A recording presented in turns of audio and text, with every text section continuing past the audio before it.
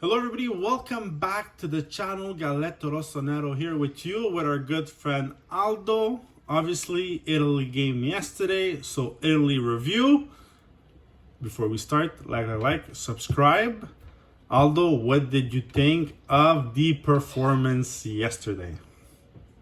It's a really good thing. Really good thing. I had a day to calm down. If we would have spoke yesterday, oy man, I don't know what would have happened, but I don't know, man. I was looking for a lot more in this one. I was looking for a lot more. I was disappointed with the approach. Apparently, it was Italy that was going to come out all attack, and it wasn't.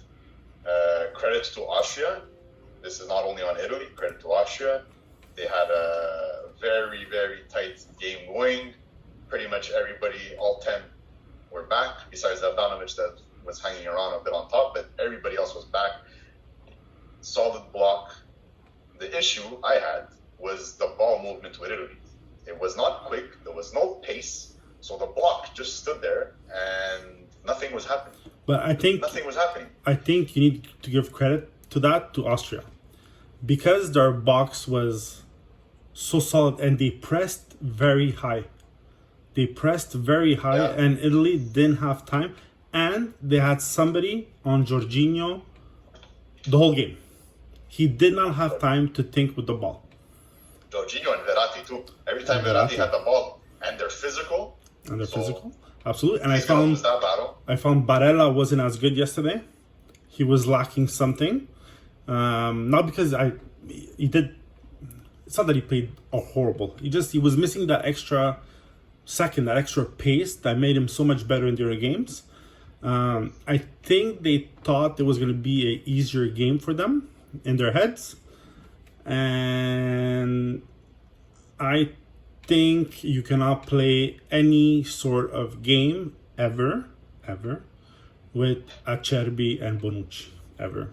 Oh my goodness. To me, you cannot. I do not understand for the life of me why he doesn't play Bastoni. Even when Chiellini comes back, Bonucci comes out and Chiellini, Bastoni must play the games. To me, if these are two center backs, if these are the two center backs against Belgium, we're done. Ciao, facciamo le valigie, and let's go home. We're done. Because Lukaku is going to eat them alive. Absolutely. Today against Portugal, Diaz had him on, okay, and Paulinho, he's not Moutinho in the midfield. He wasn't there to distribute the ball. That's what they had Moutinho there for. That's what they had Sanchez for. Paulinho was there to support Diaz, to just lock down Lukaku. And we saw that pretty much the whole game, except once. And that one opportunity, there was a through ball that went in. Lukaku shouldered the defenders. Everybody went to him. And there was two layoff passes with a shot. If Italy goes in with Acerbi and Bonucci, he's going to eat them alive, just like he ate them alive in Serie A this year. So please, Mancini, logico, don't mess up the lineup, because I wanted to get to that too. I don't know what you thought. The lineup, to me, was not the right lineup for Austria. Berardi had good start to the tournament. He's not the type of player that's going to move you the ball, that's going to create energy, that's going to run down the wing to find the space like Chiesa did. No, you know what I think? At the 81st minute, and he was finding space right away on the wing. You know what I think? Because he's quick and he has talent. Yes. He's quick and he has talent. But Berardi is the counter-attack. He's good on that.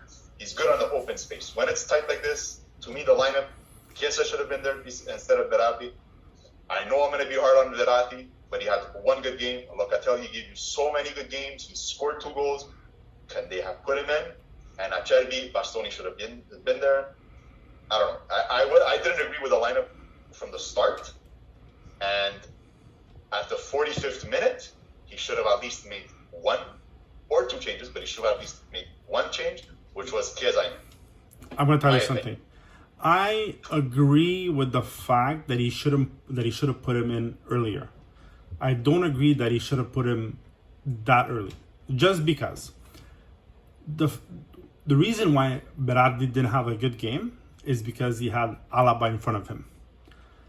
Alaba, hands down, yesterday was the best defender on the pitch. To me, yesterday, this is the reason why Real Madrid went to get him, and this is the reason why Bayern is going to eat their eyes out this year, because he's a big part of that team. He was, and to lose him as a what do they need? What, in your opinion, what did in the first half? Everybody saw it. Nothing was happening. Zero. Yes, but they had. I know there was that Immobile chance, but the post that goal could have changed the whole game. Absolutely, because then it would have opened the didn't. game. But It didn't. Italy had possession of the ball. I think it was like a 60% possession or even higher, whatever the hell it was. But I think they thought the fact that Austria had only one chance in the first half, that Arnautovic chance, I think that's the reason why he didn't change everything right away. But I think Chiesa, putting him in later, like at the 70th or 75th minute, where Alaba was, you could see, was losing a bit because he was getting tired. That made the difference. And that's what made the difference also in the overtime. Because on the Chiesa goal, Alaba is nowhere to be found. So that's Chiesa found the space behind. He found the space behind the defenders. yeah, but he was fresh compared to him. He had more speed. He had more everything. Yes, I agree. And so that to me was a big thing. I found that the entire Austria team, played well. They pressed so hard. The man-to-man on Jorginho was awesome. Immobile, besides that post, was Immobile yesterday. He didn't do nothing. He was lent, like, I won't say what, because we're on, people watch us, but... Say it. No, like, I think Belotti should start the next game. Did you see the energy, the no let-up attitude that this kid had when he came on? Yeah. And in the overtime, it was I don't know. Yeah. I think It was the missing. starting That energy was three, missing the whole game. the starting three should be Insigne, Belotti, Chiesa next game. Oh, And next game, in the midfield, against Witzel, De Bruyne, against he's there. De Bruyne, I think he's going to be there. Did he get injured today? No, Today Hazard got injured was, today. Hazard got injured today. No, it was De Bruyne came out, bro. Oh, he did? De Bruyne came out in the beginning of the second half Okay. because he got it was a dirty foul from behind at the end of the first half Okay. at around the 40th minute, and De Bruyne came back, and then Hazard came back with also with a limping from him. Okay. I I Hazard didn't see the was whole serious. It was just a cramp, but De Bruyne was. If you watch that ankle turn, I Okay. don't know. So, But yeah, I he don't has wish time harm to on play anybody, good. but if he's not there, good on Italy, because he's the brains of that team. But besides that, I really hope they change it. I hope they put Bastoni. I hope they put Locatelli. And I hope the first sub, if he makes one at midfield, is going to be Pessina and not Verratti. Not because Verratti didn't play well, not because he doesn't deserve it, because Pessina, you called on him twice, and twice he scored a goal for you. And he has... Gotta go with the hot hands. He has the energy. So to me, At this point, you have he's to your go guy. with the guys that respond. Exactly. Look, the game today, Belgium is not going to be easy because they tightened down after our first goal there. They tightened down also. They did lose De Bruyne beginning of the second half, and I think that conditioned the game also. Portugal did not wait to make their changes. They made their changes fairly quickly. In the 50th minute, they started making their changes. They went all-out attack. They put everybody they had up front, they put them. And what I noticed the most that Belgium lacked was the speed that Portugal was using with the ball movement. There was no hesitation whatsoever. That's what created the spaces. That's what Italy needs to do. They're not a big team. They're not physical. Belgium could be a physical team, especially with Lukaku there up high. But and Portugal is not a big team either. What I saw was just the speed, the ball movement. That has to come back with Italy, because if they present themselves again like they did with Austria, forget it. It's not gonna happen. and that's it. And then other surprises, Denmark played beautiful against Wales. Wales, okay, you can tell me Wales wasn't a lot, but Denmark played a hell of a game. Today, Holland, Netherlands lost against Czech Republic. What a surprise. 1-0. Delete expulso. Yeah, there was another one too. Yeah. Due, yeah. But yeah, so Czech Republic are next in line. Belgium's gonna be a very hard game for Italy. We're gonna see. It's gonna be very hard. But You know Denmark. who impressed me today a lot, bro, on Belgium? Who? Mounier. Meunier, yeah. Mounier, he finds the space, and I think that our backs with Di Lorenzo or Spinazzola, because sometimes he would switch sides with Hazard. I think that if they could handle him with the speed, but this guy today was creating so much space, and it was what Belgium was doing. I found out was one side, no hesitation, back to the other side. Sometimes it didn't go through the middle necessarily. It was a lot of high balls and long balls. So I think they should watch for that. But Mounier today was a beast. So hopefully Mancini listens to us, because we know everything about soccer and he doesn't know, right? No, So look. hopefully he puts Bastoni in, and I think it's time for him to give a chance to Chiesa to start. But I also think it's a chance for Belotti. And I'm gonna say, if he decides not to play Locatelli or Barella for any reason, I think he should give the chance to Pessina. Yeah.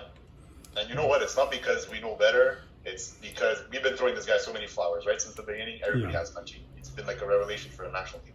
He knows what he's doing. But this game, in my opinion, he could have made subs quicker. He could have maybe presented himself with a different lineup, knowing that Austria is big, physical, and they were going to shut down. My only issue is Bastoni locked down against Wales. He locked down Bale, and every time he touched the ball, we saw what he did. Yeah. The ball or the legs. And with Lukaku, you need that physicality, you need that aggressivity. So, I mean, Bonucci or Acerbi cannot bring the same No. energy and the same physicality. So No. hopefully he makes at least that choice, at least that one. Bon. All right. So the next game is when? Venerdì, Friday, I Friday. believe, right? Friday. I think so. Friday. Yeah. So we will have another video review of Italy on Friday. We'll talk more about the games that happened as well. And then we might have this week or maybe next week the AC Milan rebuild video, where you and I will make five acquisti, that realistic acquisti that we think we can do. And Are these with the Riscattos that are going to happen? you do acquisti? what you want. You do 5, whatever you want. Brand new, riscatti, loans, whatever you want. You can go buy Donnarumma if you want back. No, thank you. So What a save, though. oh, what a save! What a save. Yeah. I think we were lucky. Honestly, I think we were lucky this game. If it wasn't for that slight offside, we would all be crying right now. But but it was offside, so good. Arnautovic was doing this, Yeah, Arnautovic. and then it came and bite him in the ass. It's okay. He's gonna be playing in Serie A this year with Bologna, probably. We'll see where that goes. All right, Aldo. Thank you very much. Thank you for the time. Like, subscribe to the channel, and we'll see you at the end of the week. Have a good night, everybody. Enjoy your soccer day tomorrow. Ciao, ciao.